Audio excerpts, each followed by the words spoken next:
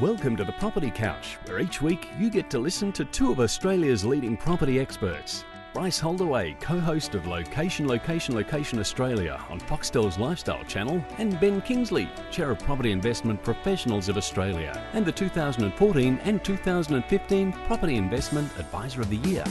Yes, we are. We are on. But it might be tilted. It's okay. All right, folks, you're on the Property Couch, your insider's guide to property investing, and mate, have a look at this. We actually are on the couch. We are. This is all new technology, It is new technology, right? So in It is theory, we should be actually live to our little app here. Rightio. So, wait, here we go. Live. What's that do? Do I click on that? Well, we can do exactly what the viewers are about to do. Bit of a technical error, yes. We're trying to find out if we go live. So we are. We are live. Oh, we are live. We're live. We're just tilted. Oh, tilted. Ah. Is it better? Now, Ben, if this was actually, if this was professional and staged, our audience wouldn't recognise it. So, No. that's the fact that. Well, we're sitting here while there's frantic and just going on around the corner. To all of you that have tuned in to the Property Couch, thanks very much. We've been intending to do this for a long time, mate, but We have. for all the regular listeners to our podcast, they know that there's a perfect opportunity for you right now just to probably give me a little tickle from last Friday night. Oh, yes. How about those pies?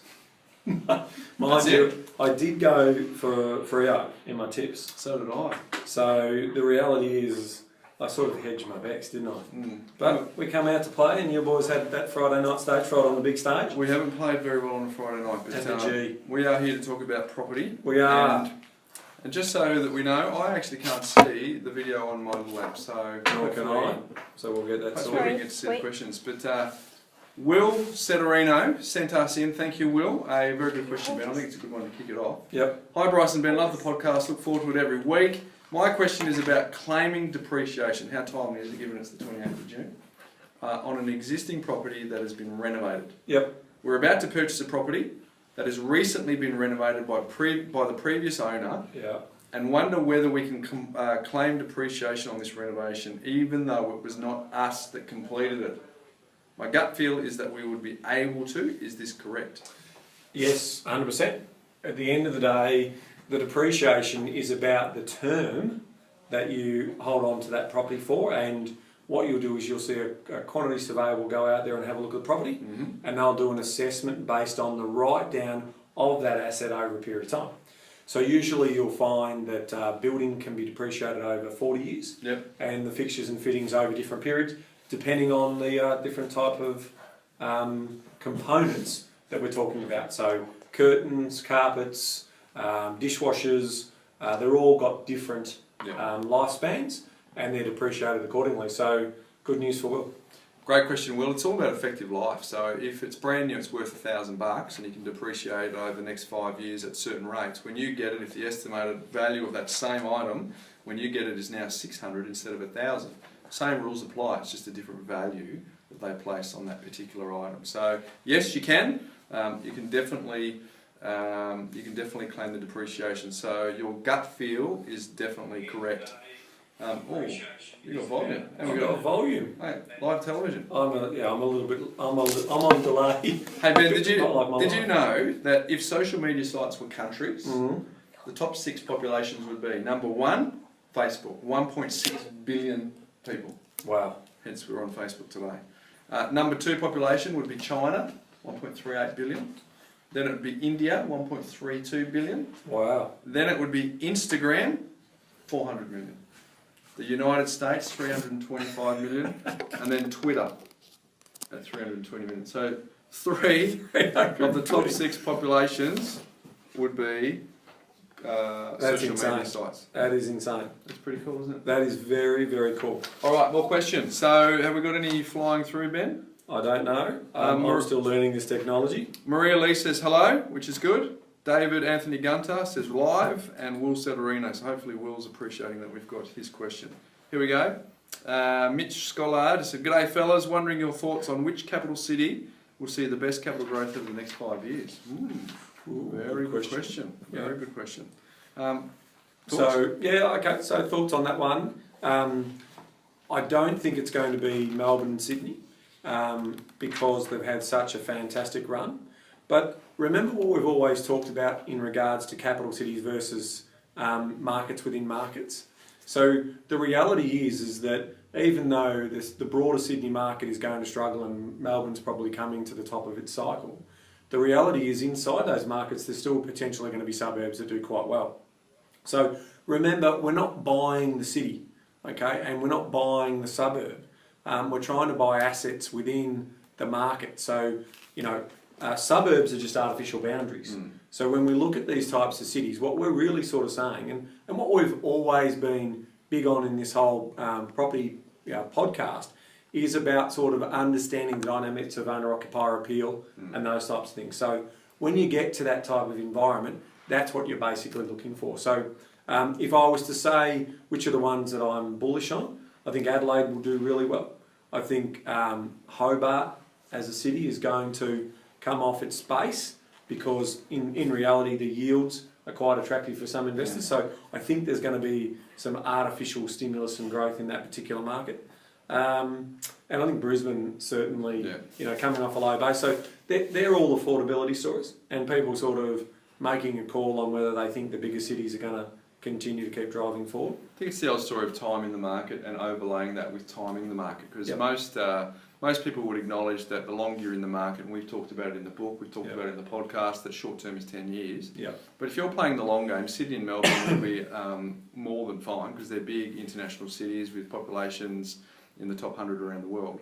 But if you're playing the time game and you can overlay it with timing, what you're trying to look for is in the next sort of 24 to 36 months, where you're getting the best opportunity for a little spike now and buying counter-cyclically. And so we've been doing that in Brisbane, we've been doing that in Adelaide, so we are looking for those opportunities. So I guess that's the important thing to remember. Yeah, and also what we don't understand in that question is price point.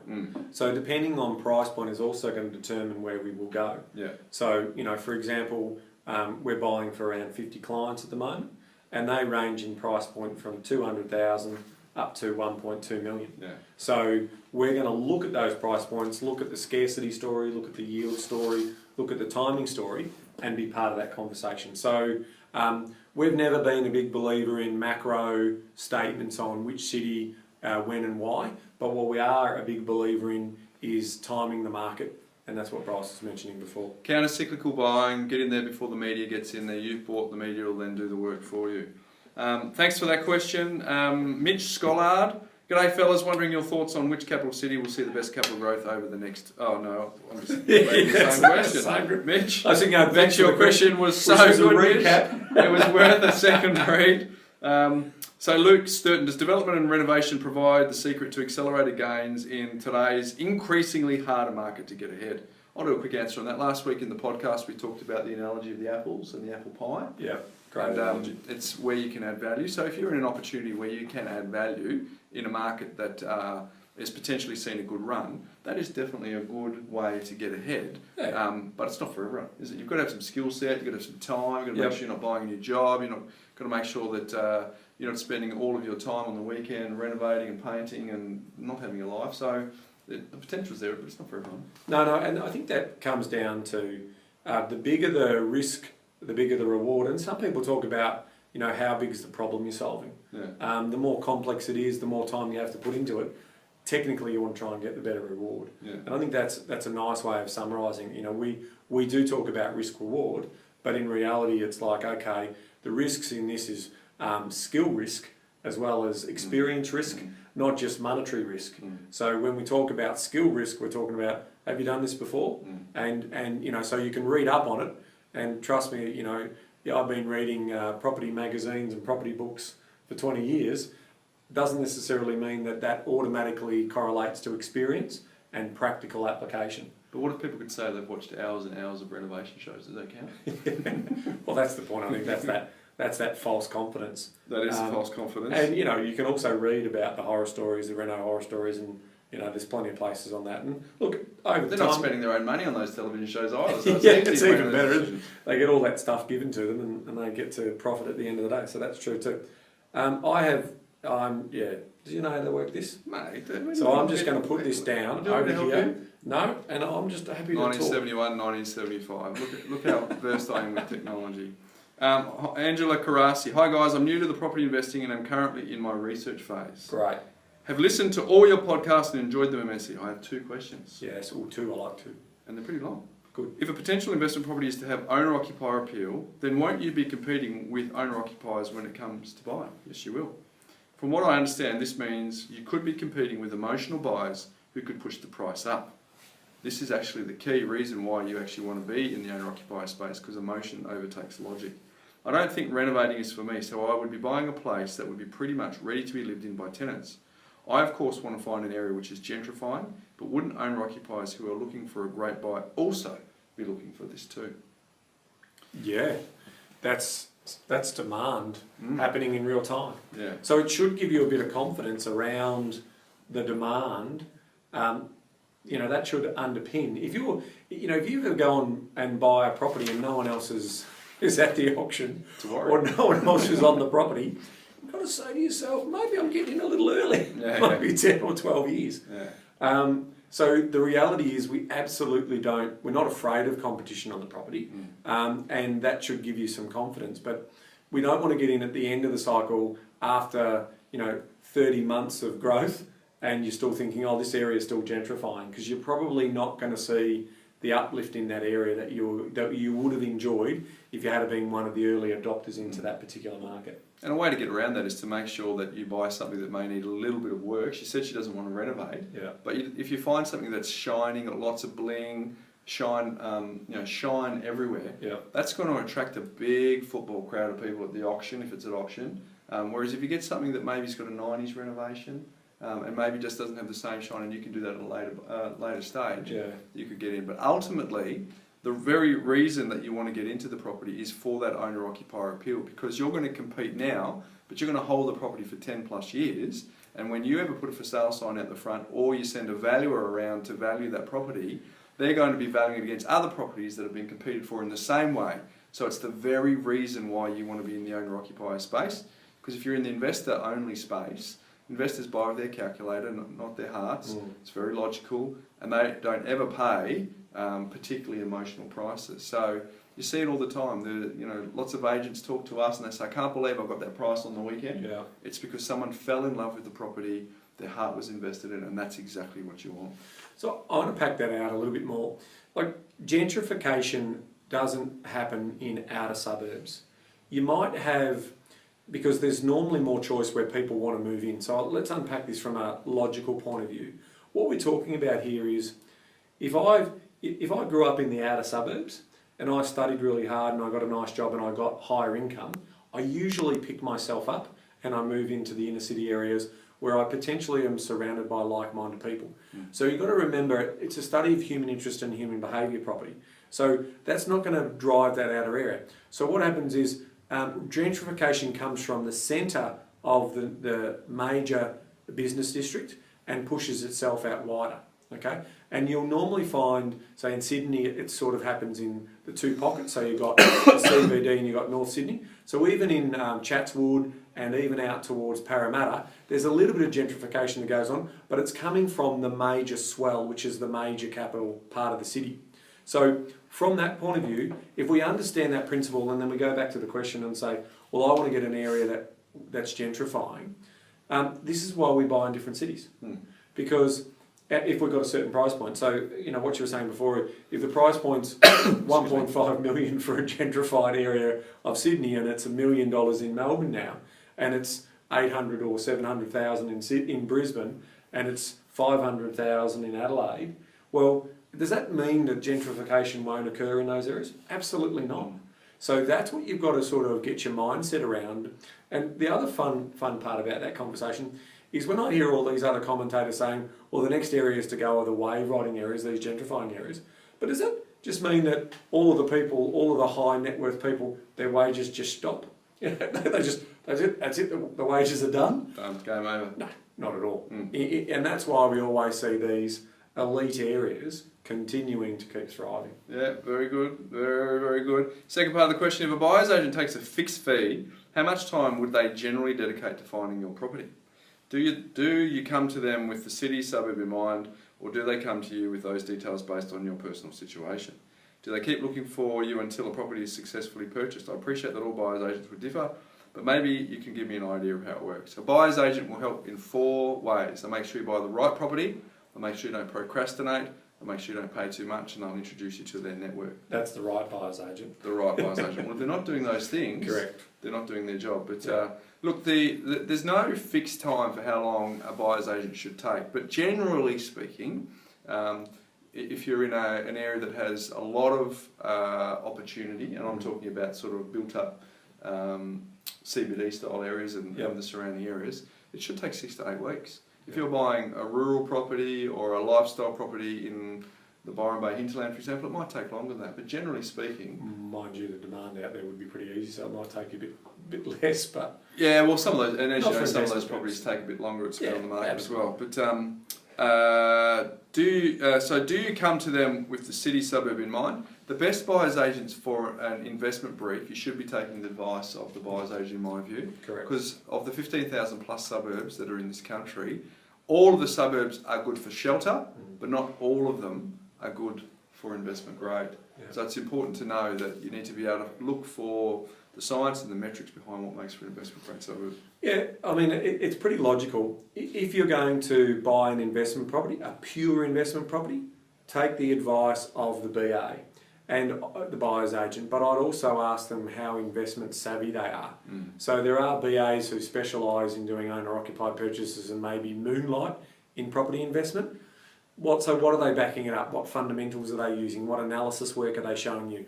Are they giving you a report on the area and justifying it why? I mean, you know, there are reports and there are reports into this sort of stuff. You can, whenever you're buying an off-the-plan apartment and so forth, they'll talk up the area, they'll talk up the transport. You know, that's why the developer bought in that location. They're trying to sell just on that amenity, but they're failing to sell potentially on the property amenity. So coming back to that, if I'm looking for a great buyer's agent, I don't really want to have any say in it. You know, if I'm the investor, I want them to take charge and do that. If the story is a mix of it needs to have owner-occupier appeal and I eventually want to move into it, that becomes a more difficult brief, as we know. But in reality, if it's pure investment, take the advice of your qualified property advisor and buyer's agent accordingly. Here, well said. Elizabeth Bazina wants to know, have you said goodbye in Maltese?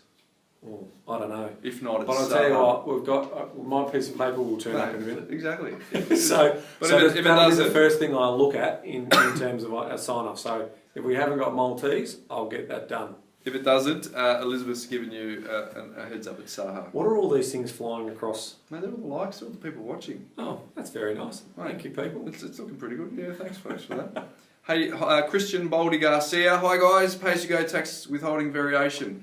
Is it a good idea to use this when negative gearing a property? When should and shouldn't you use this? I think that anyone who's on pay-as-you-go, salary, fixed income, should use it. So for those of you that don't know what it is, there's a form, I think it's the form 1515 tax withholding variation form that you can download from the ATO website. And effectively what it's doing is it's predicting what your tax refund is likely to be. So let's give it a number. Let's say that you're due $5,200 in tax refund because of the property at the end of the year. You've got 2 options. You wait until the end of the year, you get your group certificate, you lodge your tax return, and then you get a refund of $5,200. Or you can ask the tax department to give you $100 52 times into your pay packet every week, so you've got an extra bit of cash flow to help you fund the property. So when they said, when should and shouldn't you use this, the shouldn't for me is if you are self-employed, your income fluctuates, because there's penalties if you're significantly out on your estimation. Yes. But if you're pay-as-you-go and you need a little bit of cash flow relief, and if you follow the money smarts that we talk in the book and every dollar counts, I would totally recommend it. Oh, it's a no-brainer. And Maria, g'day Maria, good client of ours. Can you do a PAYG withholding variation in the first year that you own the investment property? So that's exactly what Bryce was saying. So I think we've answered the same question twice over. Hey, have you worked it out? I've just seen it. You know, I'm sort of getting used to this. Very impressive. Mate, I'm highly professional at this stuff. Anyway, so the point being there for Maria, so yes, you do base it on projected income, but don't overstate, as Bryce said. Make sure you check that in the last couple of weeks, the last month is a good idea. And if you're overs, you'll get fined. So I'm just repeating what Bryce said, but the reality is that's exactly what it looks like. So thank you very much. Worth repeating, it's a bit of wisdom there. Well, that's all right. You want to read one now that you can, or you? Lisa is hi Bryce and Ben, love the podcast and your book. You talk about finding an investment savvy mortgage broker, but where do you find one? I'm in northwest area of Sydney. Yeah. Okay, so you don't necessarily have to have your best mortgage broker in your own backyard. There are some great mortgage broking business that specialise in property investment.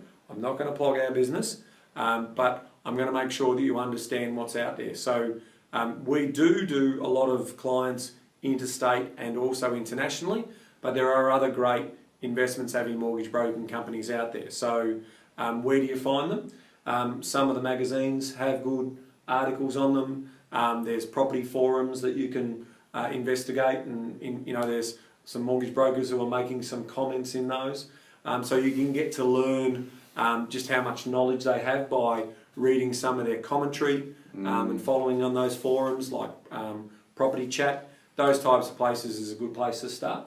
There is a good way to start working it out. But your investment savvy mortgage brokers should be doing probably around 50 to 70% of all of their lending to investors. Okay. That's not a bad guide, because you're still going to get referrals from mum and dad who want their son to come and see you or daughter come and see you do a first home loan for a first purchase. But in terms of investment savvy, that's what I'll be looking for. But don't just think in your own backyard. Now, a little plug for PIPA as well. So pipa.asn.au. Thanks, mate. No, it's not .org. Oh. So it's PIPA, so pipa.asn.au. Get on there and you can actually search for mortgage brokers through the search portal on the Property Investment Professionals of Australia website. That's also a good place to start. My main tip is to go and talk to a mortgage broker, go into their office and ask them to get up on a whiteboard and teach you the structure. If they can't teach you structure, great tip. They're probably not investment savvy mortgage broker.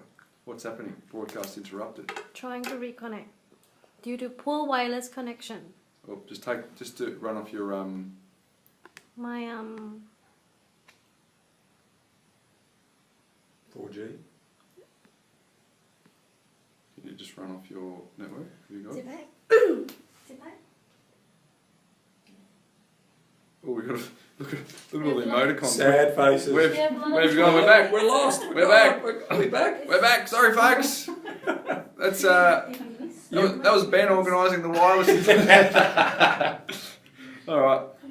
So I don't know how much of that question I heard. Investment savvy mortgage brokers are mission critical, but they're probably not easy to find. But there's a few things you can do. We did a podcast on it, so go and check that out. thepropertycouch.com.au.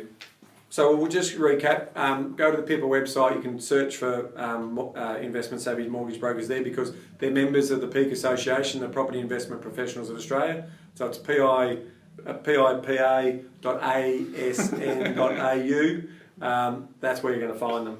All right, very good, Ben. You've remembered the website, which is always good. Just. Would you buy, Brad McCready, would you buy now or wait to see what happens to apartment prices in Briz? Looking at a 2-bedroom as owner-occupier initially, but then to use as an investment. Wait. Brisbane, yeah. Well, we don't know what you're looking for. Yeah. So if it's medium or high density, wait. Yeah. If it's boutique, 1970s flat, in a nice blue chip area, close to all the amenities. There's the odd little art deco up there as well. Even early 80s aren't too bad. So so the rule of thumb should be, if it's small block, less than 8 up there really for me. Maybe 12. Maybe 12, 8 to 12.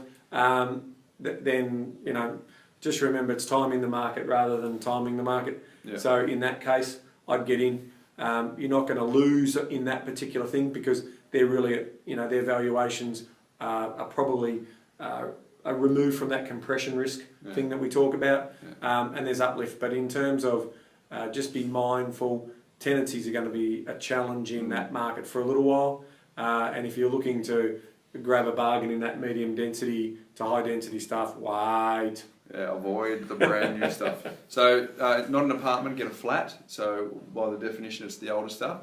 The fact that you want to live in it is probably a good thing because, as Ben said, there's some tenancy issues because there's a bit of oversupply that's come from the brand new stuff in the CBD and the surrounding areas. I think Brisbane's a great market to buy in. Yeah. We've helped clients buy in flats in Brisbane in blue chip areas, so we're bullish about the product, but there is a small, in winter there's a small issue with vacancy, so keep an eye on that.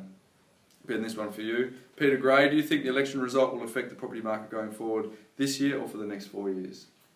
Great question. Depends on who gets in. Don't get me started on Labor. Well, just before you do that, because Carl Frank's done another one similar. Hi guys, what will be the impact of housing market if Labor win the next election and implement their changes to capital gains tax as it relates to investment properties? And remember, we've only got an hour. Okay. I'll try and keep this as brief as possible, so it's going to take 5 minutes.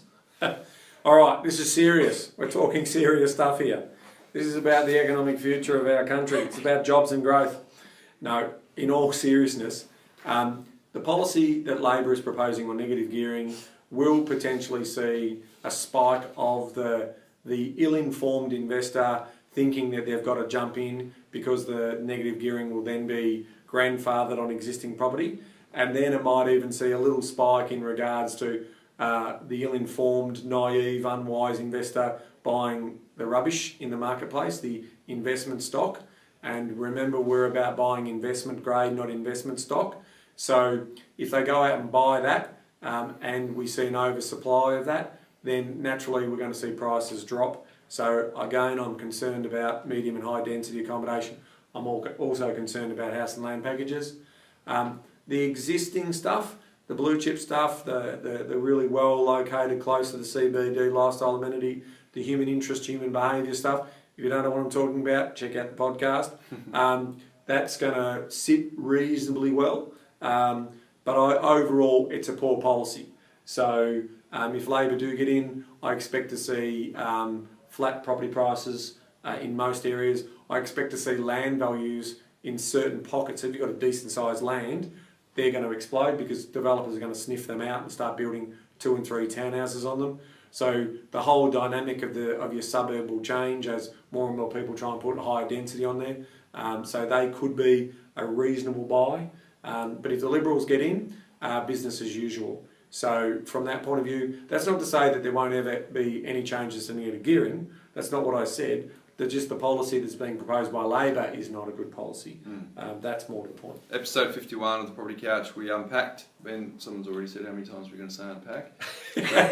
Episode 51 of the Property Couch, we talked about negative gearing, so that's really important. And it's important for all of the die-hard Labor voters. We're not talking about political parties here, we're talking about policy. Yeah. What are these little faces that come across with the circles like that? With their mouth open. What's that mean? Yeah, well, that means they don't agree with what you just said. And Really? And when the thumbs come up, it means they agree with what I said. Oh, that's nice. So they like you more than me. So that was code for I've got no idea. I just think that's... Can someone tell me what those little things are? There's a love heart. Wow. I think... Wow. Good. Oh, wow. We know what we're talking about. And there's a few tears here, so there's a few people that are disappointed you're a Collingwood supporter. That's fair enough. Oh, this is fun. This is fun. Oh, look at you. Love the unpack. There we go. Thanks, Claire. Yeah. All right. What's next? I found a good question here. Where was it? If Labor getting in and winning the election, negative gearing and GST changes won't kick in until that's right, 1 July 2017. Correct. In your opinion, what's the most likely scenario for property prices for established homes between now and July 2017? See you more. Thanks for the great insights. Cheers. Okay, so I unpack count too. So I'll just explain that again. For the inner city existing freestanding houses, it could be a boom. You could do very, very well in those marketplaces because longer term they still thrive because of their owner-occupier appeal. So just remember that. But if I was buying established property prices in the outer suburb areas, thinking that I'm getting a wave rider strategy, so in other words, I'm buying in an older area that's got new estates coming through, those properties will be exposed and will suffer accordingly. Does that make sense? It does. Good. Yeah. I'm glad I make sense. Another question. Sure. Here's one here. George Kalanikos. Yeah. Hello, George. I was wondering what a suitable time frame is to wait out during a period of experiencing little or no growth. I've owned a one-bedroom apartment in a Melbourne blue-chip location of Hawthorn since 2008, Ooh. and it has barely kept up with inflation. This has left me disillusioned during a period where Melbourne overall has seen incredible growth. I understand exit repurchase costs, but I also realise that the opportunity cost of this investment has been quite high. What are your thoughts? I find that a really interesting question because I was only having this chat with Jake, one of our buyers agents here. Yeah. The Melbourne market has done really well, but we've been encouraging our clients to buy since that time, to buy in the inner west and inner northwest of Melbourne where they can get a little higher land component versus buying an apartment in blue chip. So the housing market in Melbourne has done very, very well, but some of the apartment/flat market hasn't done so well. And the reason is largely around affordability story. If you can buy a two-bedroom apartment in Hawthorn or South Yarra or St Kilda or Elwood, where you're paying 650, and you can come over to the west, be closer in, and get a land component, either through a townhouse or in some cases, back in those days, you were getting a house, it makes sense. So I would say that that's an anomaly because Hawthorn is a very, very investment grade suburb. I have a feeling that I might have met George and spoke to George at one of the CPA events that we ran. Yes, which is and it is a frustrating thing. I suspect the location. I think from memory, George, you're just on the other side of the Yarra River there, in a bit of a sort of a quiet pocket, which might have appealed from a for that sort of. And I suspect it's renting really well, but it's probably just not that easy walk down to that thriving cafe scene and that type of thing. So again, we talk about markets within markets. I really do, George, reach out to me if you've got my details. I want to run some analysis on it for you to see whether it is worth holding. I think it's important. You've been obviously an avid follower of ours. So let's drill down into the actual property and make an assessment on it, because that's ultimately what we're talking about here. If it's paying its way, great, but yes, there is opportunity cost in regards to what we're talking about here. So let's hook up and have a bit of a chat about that one. And maybe it's higher density stock. Maybe it's a bit small. Yeah, look, I don't think it was. It was. Yeah, look, if it's got a bit of character, then it's definitely an anomaly in terms of it. But the same sort of thing. What we talked about before about Paran is a really blue chip location, but when you've got so much, and South Yarra, when you've got so many new apartments coming, they've still got to be absorbed. Yeah. And so once this building boom falls away, and you have a look at what the new apartment one bedroom offerings are and what this one is offering, you'll see that there will be some drag up value. It's just not going to set the market on fire. It's not going to be the market leader. But the challenge then is, do I realise that and do I find something else? Well, the reality for me is I need to again drill down in onto the property and then have a look at the local market. So and when we talk about local market, what I'm talking about is 500 to a kilometre radius. So I'll draw a little map around it. I'll do my analysis on recent sales. I'll do my analysis on number of stock in the area, and I'll do my analysis on the number of rental properties, and then drill into that. Because if there's a real shortage, a true shortage of apartments in the one bedroom space there, it could just be that because there's no other comparables, it's not moving as well, and there's just not enough of that. And I still want to have medium and high density population because I want to be able to drive the cafe scene and the Thai restaurants and all those types of things as well. So don't be discouraged, George. Lots of people are in similar situations where they're in uber blue chip suburbs of Melbourne and they haven't had their apartments perform as well as the houses and the others with the land component. Brad Mitchell is actually a friend of my sister's. Oh, great. G'day, we've answered a question of his on the podcast before. G'day, Bryce and Ben. Does an investment grade property have to be over 500k? No. Bought one just recently for $282,000, $315 a week rent, 6% yield with I reckon, 7% growth expectation. So, Brad, no. Investment grade is typically, if you're looking for the bell curve, I would say between 350 and 850, but there are outliers. There are exceptions. So here's one from me. My wife and I bought one in our self-managed super fund. A 3-bedroom, 2-bathroom townhouse. Don't say under 200. Under 200,000. How much, Stuart? Go on. I reckon you got it for 159. 150,000. Yeah. So 150,000. It's offering a 10.6% gross yield. And what's interesting about it is I bought that back in October of 2014, and there was a sale in the same block for exactly the same 3-bedroom, 2-bathroom townhouse for 170. So I made a tidy 20%. Nice. In the first 14 months. You can't build it and replace it for cheaper than that. So. No, that's right. I mean, look, it's in the self-managed fund, so it's going to be there for a long period of time. But the point being is that one just takes care of itself. Yeah. You know, and I suspect the area that I bought it in is part of that northern story of Australia, the great northern story of the food bowl of Asia stuff. So, you know, I'm playing the long game on that particular property, and I'm in a marketplace where there's still a lot of costs associated with running those properties. Mm-hmm. So my net yield isn't as sexy as the 10% gross that I'm getting, that's for sure. But I also expect to get capital growth in that particular thing as well. So there you go. It's about thinking outside the box and tailoring a plan to your particular needs. So you don't have a blanket view that you must go over $500,000 to get an investment performer, an investment grade asset. Doesn't have to be. Good tip. You should do this for a living. So should you. Oh, thank you. I appreciate that. Hey, Brad, hope the golf is going well as well. Jack Killer Lee.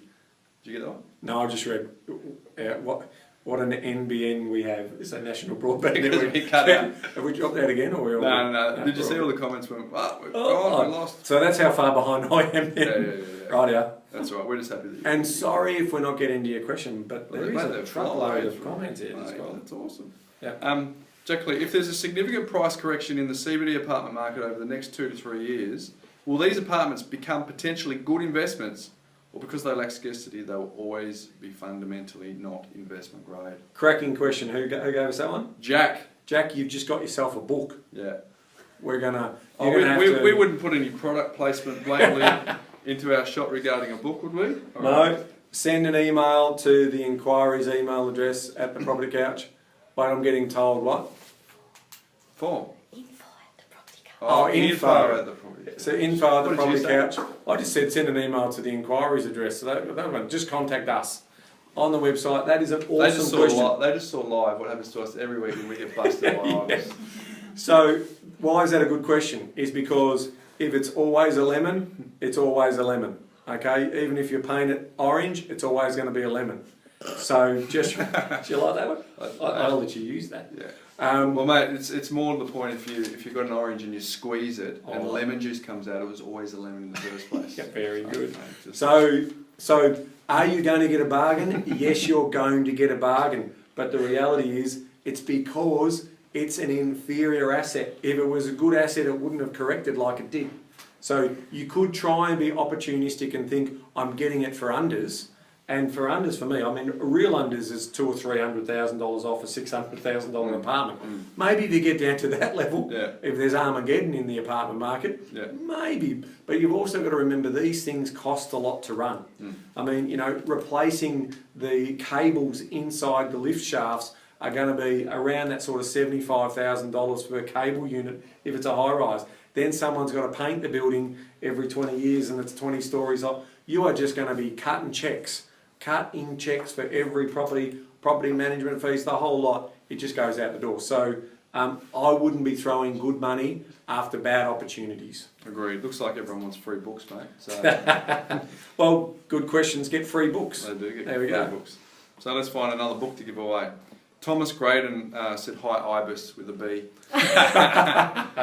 Ibis with a V. Yes, I'm up to the same spot as you, so we're highly organised now. Go for it. You answer it. Is it Jeff Smith? Have we got that one? No, I went to Graham Ash. Well, maybe we're not. Hi guys, just a quick question. How does it work with using parents' equity from their homes? I got one. Ask their permission first. And when you're doing it, bring them over for dinner. Right, prep them for a nice roast. Tell them how much you love them, and then hit them up. Yeah. That's the best way to do it. Wine or beer? Both. Yeah. Just whatever they want, whatever they drink, and just say, you are wonderful people. You've given me the opportunity in life. Do you want to continue to give me that opportunity? And would you like to get me a foot on the property ladder? And the reason why do we want to get on the property ladder is because you're potentially going to be saving me the mortgage insurance. So in other words, I'm not going to have to borrow combined over that 80% level, so I don't have to pay lender's mortgage insurance. So it's probably a $10,000 dinner that's going to cost you $35 for the roast, maybe the veggies, bit of your time. So call it $100 with grog included, right? $100 for a $10,000 return. So and most parents are interested in sort of helping them get on that ladder. Now there's a lot more to it. I'm obviously being facetious in terms of the whole stuff that I'm talking about. So what's the mechanics, Ben, for someone who's doing that? They go to their parents, they put the parents' security up, they get a line of credit, or they cross-securitise it, or... Very good question, and so finishing off on what Jeff said, how does the loan get structured, and would it be used as a line of credit against the property? Okay, so there are different ways in which you can do it. Okay, so your parents can go and get the loan themselves in their name, and you could set up a loan agreement between parties. Okay, that's one way of doing it. But the most common way to do it is the parents will give what's called a limited guarantee. Okay, so they'll take either a portion of the equity in their current family home or a portion of the equity in one of their investment properties. Now it's usually 25%, okay, so because remember the cost of buying a home is 100% of its value plus the 5% stamp duty, so it's 105% that we need to fund, okay, that's the maximum, and then you have that to pay off as well as the 80% loan as well. So effectively your loan is 106% of the value of the property, but the parents are taking the security or allowing that. Now, as the value of the property price rises and hopefully you're paying the debt down, once there's enough equity in, we then contact the bank and say, hey, we don't need this limited guarantee anymore, so can you release my parents from that guarantee? And you're on your journey, you're on your own 2 feet. So that's a great question from Jeff. Yes, Jeff, you can have a book. Jeff coming Smith, your way. Book coming your way. And we are writing down all these names, so let us know. Adam Podolsky. Adam. Who's Ben and who's Bryce? Bryce, Ben. Not true. Or is it the other way around? It's the other way around. Okay, good question. I'm Bryce. The prettier one, that's Bryce. He's the one on TV. And I'm just... And the smart one with all the answers. And I'm the Muppet who doesn't know what's going on. It's Ben, very good question. No book for that one though. Oh, you don't think? Oh, we'll get Hello, couches. Great show. Quick question. With banks only lending 60% for self-managed super fund loans, do you think that it's better to go to the bigger blue chip investment grade growth assets you can afford using Seymour? Using all your super, or go with a cheaper property so your 40% doesn't wipe out all that's in your super fund, basically is what he's saying. Cheers, Graham. Question from Graham Ash. Well, Graham, not every lender is doing 60%. Okay, so here's another great reason why you should go and see an investment savvy mortgage broker. All right, you can get 70%. You can, with some lenders, even get 80%. So, you know, some of them aren't necessarily your mainstream lenders, but this is the whole point. So if you can get that, and some also have offset accounts, Bryce. So you can actually have your offset account set up as well. So it's really important to understand that just because you're thinking you can only get 60%. Now, let's assume that you can only get 60%. That means technically you would go for a growth asset, because in reality, your loan versus the rent you're going to receive will probably be about neutral or maybe slightly negatively geared. So a great rule of thumb for all those who are listening is that the lower the LVR, the more likely you're going to be at neutral or slightly positively geared. So if it was me, I would certainly be looking for growth assets. I'll always play it on growth if I can cover the shortfall. If I can't cover the shortfall, I'll go to a blend, which is either a balanced property, which is a bit of growth and a bit of yield, or if I'm really tight on cash flows, that's when I play in the cash cow zone and chase yield. So you're always the property investment advisor of the year now, can't you? Hey, Jeff's good answer, mate. Oh, my phone's frozen. Look at the... Mate, hilarious. Having a great laugh. Jeff Smith, I'm all good, thanks, Ibis. I have the book, read it 3 times, love it. Let someone that doesn't have it get it. Oh, nice. Thanks, Jeff, mate. seriously? You're the star. Then Shane O'Loughlin underneath, I need the book. There you go. Yeah. Shane O'Loughlin. And Shane just said we got 70% with St George with offset on our self-managed super fund. So thanks, Shane. You're giving great tips out there as well. So you can get higher amounts. Lauren Gunter says, hi guys. Hello Lauren. Daniel Hughes says, what was just on your website listening to the last podcast, thought I'd multitask and check Facebook, and here you are. Gotta love technology. Except when the broadband doesn't work. So, Shane O'Loughlin saying, we got 70% with St George with our offset on our SMSF. Felix, what's the best way to estimate capital growth for a suburb? Are you guys looking at historical growth? If so, how long do you guys look for? Very quick answer for you, Felix. We backtest every property. So it's not just enough to understand the performance of the suburb. We actually backtest the performance of the individual property, because we've got the view that past performance is usually a pretty good guarantee of future performance, because with property, unlike equities and shares and other financial instruments where there's some volatility to it, property fundamentals don't change very much, do they, Ben? No, they don't. Any good ones you've seen? I've got one here from Rachel Hubbard. Hi guys, I'm now in a position to buy my next investment property. However, my financial goal is to pay off my principal place of residence in the next 5 to 10 years. Given the property investment is a long-term strategy, do you suggest buying another investment property in an attempt to gain equity and sell in 5 to 10 years to pay off my principal place of residence? Or given the higher costs involved in buying, selling, should I look to invest in other ways to achieve this goal? Interesting question. And you're doing a story for Money Magazine coming up on the question of, do I pay my principal place of residence down or do I invest in property? So watch out for that article. Should be out in the August issue of Money. I'm yet to write it, so your answer, I'm taking notes. Okay, so financially, so if we're just, again, we don't know your personal financial situation, so just take this as information, not as advice. But technically speaking, paying your home loan down versus controlling a bigger wealth base that's appreciating in value, that bigger wealth base will be a bigger financial return for you. So size does matter. Size does matter. Controlling the biggest value of wealth and that wealth accumulating, you'll always be wealthier by doing so. So long as you manage your money effectively, maintain your cash flows, don't overstretch yourself. We don't want this house of cards falling over. We want it to be built on solid foundations, and we want to do it when it's right. Now, the interesting question here is around 5 to 10 years. If you came to me and asked me for my advice on whether I think I would do that in the next 5 or 10 years, I wouldn't, okay? 5 to 10 years is short term in property investment. Short for me is 10 to 15 years, medium term 15 to 25, long term 25 and beyond. This is going to be, the golden geese that keep on delivering. So if you were trying to do that, I'd say I'd be a little bit more careful in terms of giving you advice around then wanting to sell it. And I suspect the modelling that we would do would show you that it wouldn't necessarily be the right thing to do given the high cost to enter and the high cost to sell the property and the capital gains that have to be paid. So, but if you're saying why you need to pay, so my first question to you is, why would you pay your principal place of residence down? Why would you?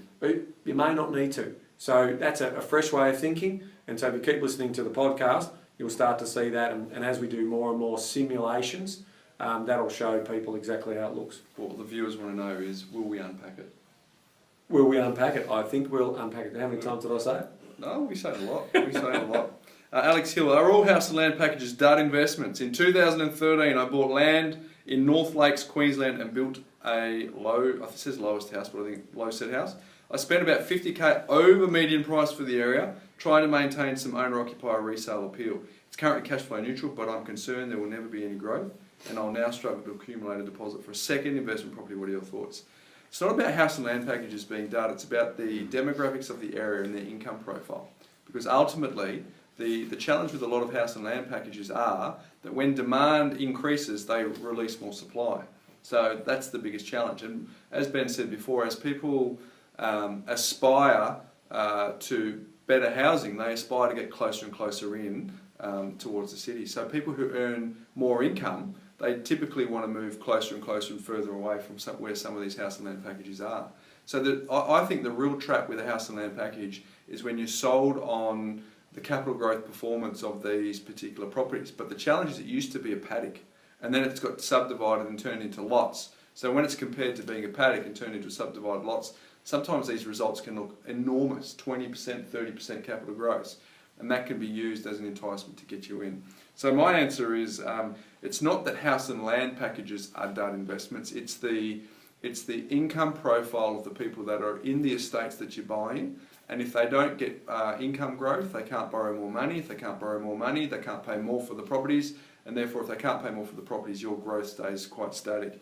So as you've said here, cash flow neutral is pretty good. So maybe it might mean that this particular property will ultimately be an income asset for you in the portfolio, and you look elsewhere to find a property that's got better growth.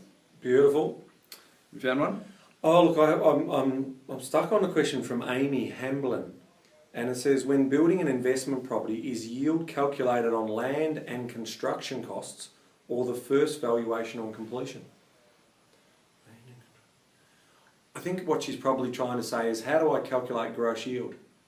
Yeah, basically, well, if you own it, it's on your purchase price to what you're getting now, and if you're about to buy it, it's a purchase price and what the yield is getting. Yeah, so I think, Amy, if I'm reading your question correctly, we would always calculate rental yield, and how you calculate rental yield is you do the total yearly income, okay, the total rental income divided by the value of the property. Okay, so it's whatever it's going to be worth, that's how you do gross rental income. Now what allows you to then work out what the income that you're going to receive is on your cost base. So your cost is obviously, your biggest cost is usually the interest. So that's what we were talking about before. So the higher the loan to value ratio, usually the biggest shortfall. In other words, how much you have to put in to buying that property.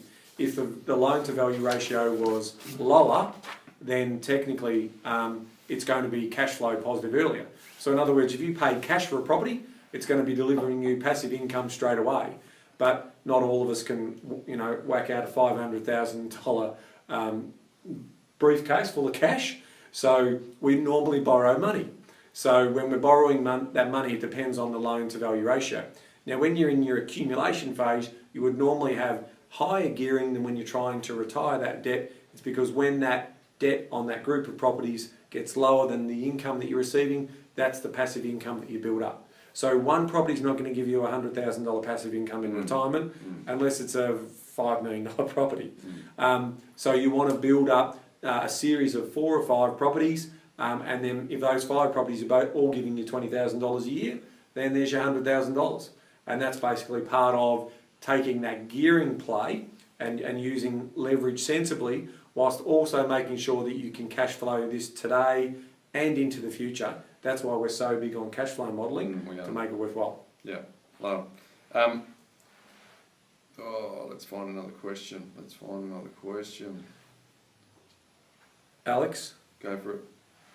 All house and land package stuff, that's that one. So I'm just... One all. Oh, yeah, there we go, one all. One all. Daniel Stocks, hi guys, do you often come across clients whose properties come in at less than the purchase price when applying for finance? In fact, recently, yes, but up until recently, no. Quite often, if you're buying an established property, willing buyer, willing seller, the valuations have come in okay, but there's been a few recently where the banks have been conservative on valuations, so you need to be able to be wary of that. One of the examples was someone who we bought an off-market property. It was an interstate buyer.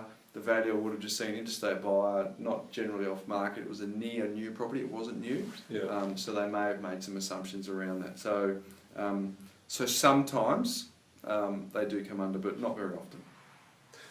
Sam, hockey. Hi guys, am I better off looking at an investment property towards the upper end of my lending capacity, 800,000, or to get into a better area of Brisbane, or looking further out somewhere around the 400k to set up, see more, my next IP purchase sooner? Love the podcast. Just finished it for the second time around. Oh, that's Sam, you get a book. Yeah. You're a big fan. Second lap, I was just going, Sam, hockey, there we go. Right on. All right, I get this question a lot around, is 2 properties better than 1? Do I want to hedge my bet? Do I want to diversify? Do I go out wider to get that? Where is the bigger incomes? where is the biggest scarcity, Bryce? Is it inner city or is it out in the suburbs? Mate, how long have I got? Can I phone a friend? Inner city. All right, so the reality is that we would expect that $800,000 property, so long as it's not the top 10% of values in that suburb. Remember, we talk about established benchmark pricing. So we want to be away from that top 10%. In fact, we sometimes want to be away from the top 25% quartile. All right, we don't necessarily want to buy in that upper premium because there is some risk in that upper area. But if we can get a nice, beautiful character valued asset in line with everything else in the area, that's going to have some real appeal moving forward. So for me, I would be buying the better asset and putting my eggs into that basket because I'd be more confident of short, medium and long-term growth of that asset. Very good. Paul, someone has asked us, it's Richard, he's asked us a couple of times and we haven't got around to it. So, hi Bryce. Hi Bryce. Well, you run the show. Yeah. Let's face it. No, Ben. I just want to ask, what are your thoughts on Brexit and how will it affect the Australian property market in the short and long term? Mate. Okay. Firstly, there's no direct relationship. Okay. So Brexit in itself is not a concern for me in the Australian property market, but the word contagion is a concern for me. So if this is the trigger for another financial revaluation of the global economy, we're going to be affected. And if that was the case, some of that foreign investment into some of our high-rise apartments, again, will be of a concern. And I think there'll be more fuel to that fire that is already quite a concern for me. But that's a long bow to stretch. I mean, I don't see that being an immediate thing. Oh, look, I'm not necessarily big on what the British have done around their move, but that's their story, it's their journey. They want to have their independence again, whatever it may be. Good luck to them. And it is different that the treaty that they've signed post World War II, they've got a little bit more wriggle room in that treaty than what some of the other pillar countries have, such as Italy, France, Germany, etc., Spain, or what. It's not that easy for them to exit. Because one thing that the British have, they kept their pound. Okay, so they didn't flow over to a currency. So they might be part of the European Union, but they've actually got their own trading currency. So their exit is going to be a little bit easier than those other countries that would have to re-establish their own currency and have the market determine what that currency is worth. So I'm not seeing any direct problem. Small trading partner, not a big issue. In fact, it could be, there could be tariffs set up between, the United Kingdom and the trading partners in Europe, and that could open up doors for further exports for Australia. But again, it's more the contagion thing that I'm worried about and the whole sentiment shift. So Britain's now, the momentum in the economy is going to struggle, and that's going to be, short-term challenges. But if we look 10, 15, 20 years from now, if they decide to do and keep on this journey, it'll be okay. And it's like the Dubai effect that Bernard Salt talks about. The Russian billionaire doesn't live in Moscow; they live in London. So it's a bit like the Asian region. The money is being parked in Australia. So when there's when there's a bit more uncertainty, we're seen as a safe haven, politically stable, financially stable, our property market's stable. So in times of uncertainty, I think Australia does really well. Hey mate, we're getting close to 9:30. So do you reckon we'll burn through and see how many quick answers we can get to some questions? Very happy. Mitch Scholard, love your thoughts on the Sunshine Coast. I feel like it's got great owner-occupier appeal, but not sure is the income to get property increasing. Quickly for me, has a lifestyle destination, been bumping along the bottom for some time, so I think it's got some upside there. They've got the hospital up there, capital city job market, an hour to an hour and a half down the road, so I think there's a lot to like there. Jobs growth, council really focused on making it another city and attracting more multinationals. I think AIM have moved their call centre up there. You've got the training hospital, so there's a few things to like after a period of lull. But I also think it's going to be a story that's based on Brisbane's back. They're not going to ever be Brisbane, they're not going to be the capital. So passes the lifestyle test, I think there's buying opportunities there. but Brisbane's got a fire and fire well, and then you'll naturally see that flow on into the Gold Coast and the Sunshine Coast. So, yep, maybe, you know, if you're thinking about buying counter-cyclical, absolutely worth a look. Yep, agreed. Daniel Stocks, if looking for properties interstate in unfamiliar areas, what advice can you give for narrowing down investment grade suburbs? For me, look for suburbs. You can get some data where the average income for the suburb is greater than the average for, say, the state. So if I'm getting dropped in Hobart, I want to find a suburb where the average income is greater than the Tasmanian average, and that's my starting point, because we know incomes are really, really important. So, income, demographic profile, 35 to 45, a managerial status in the weighting in the suburb, and you know, tertiary qualifications are the things I'm looking for as starting points, and that's how effectively I find the higher income, to be honest with you. So I start with the concentrations of that demographic profile, and you're away from there. Tammy, what are our thoughts on the Logan area in Brisbane? I think based on the previous example, we just want to look for areas that have a really good concentration of the demographic Ben was talking about and income. So for those of you who don't know Logan, it's in between the Gold Coast and Brisbane. So a lot of investors have been investing there, but potentially for a yield play, and maybe the capital growth, in my view, is going to be linked to the performance of the incomes in the area. So, classic case of not gentrifying. So from that point of view, it's not going to gentrify on its own. The gentrification comes from the bigger cities and pushes that out. So it's absolutely a yield play, but I wouldn't expect it to be a stellar growth story. You might get a timing growth story out of that one. Yeah. Sam Hockey, what does a BA cost? There's a fixed fee or percentage of purchase price. A lot of BAs will charge 2.5% plus GST plus a sign-on fee. We've gone down the flat fee path, and they can range. And for us, it's 11,750 plus GST, so it's 12,925. Good question. How many more can we quickly get through? I've got one here. Oh, we're getting cold to wrap up, are we? Yeah. All right, time's out. So, what happens with Ibis is this around? bag of gold nuggets going to be available on the podcast later? We've actually tried to film it. We've been, you know, very sophisticated tonight, haven't we? We have. So, if the sound quality is all right, then chances are we'll publish it. So, Graham Ash, if you want more of this gold, hopefully we can get it live for you. And I think Facebook's going to replay it. So as soon as we finish this live, it'll be available for a replay, so you can check that out. They do that, do they? Mate, they do that. Seriously? Forward it to your friends, get them to like, that'll be great. You've got to get involved in this whole social media thing. How long do you wait for a city that's nearing the bottom of its cycle before buying, e.g. Perth? You're looking for... Well, if anyone knew what the bottom of the cycle was, that'd be fantastic. Can you let me know? Yeah. Normally I like to see that you know, the bell curve turning, and then that's when I'll have some confidence around that bell curve. I don't, you know, to say that you're going to pick the bottom all the time, that's fool's paradise. So, you know, I'd like to start to see some stabilisation and some turn. But just remember, that's Perth market. I reckon if you were to summarise some of the suburbs in Perth, you might have 270 of the suburbs in negative territory, still correcting, but I reckon you'll still find a dozen suburbs that are in growth stage. So that's that whole story around, you know, understanding markets within markets. Very good, Ben. So the last one, when are you guys going to do another live event? Basically, if you guys want another live event, we will plan one. But we are going to be on the Property Couch again tomorrow, Ben. Correct. Ibis will get that out at 3 o'clock. So if you've come across us for the first time, head out to thepropertycouch.com.au and you can get all of the back catalogue of sessions that we've done now over a year and a half. And Ben, haven't we come a long way?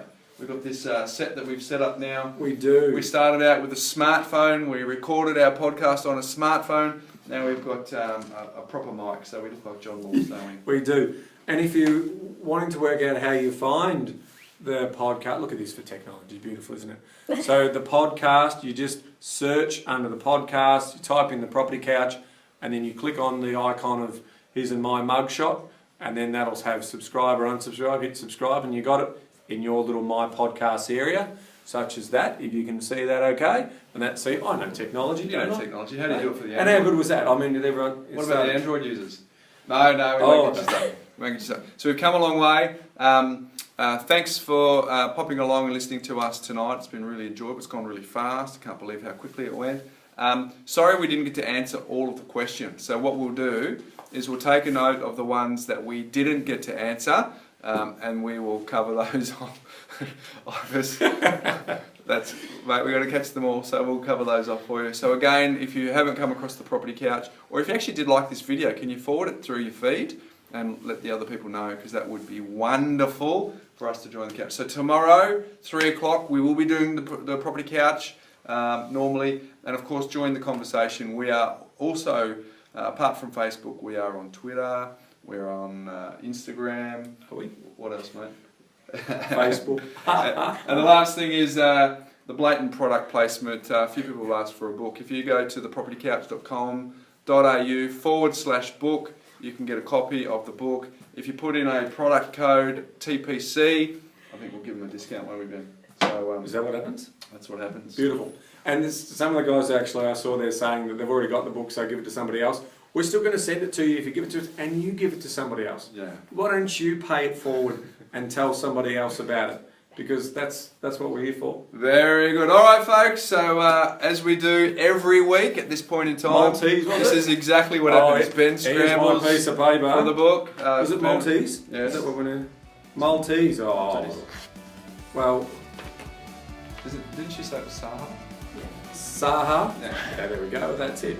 So there's 3 there. There's Sal, Saha, and Sayet. So I'm going to go Saha. Saha. Thanks, folks. It's been fun. Bye. See you next time.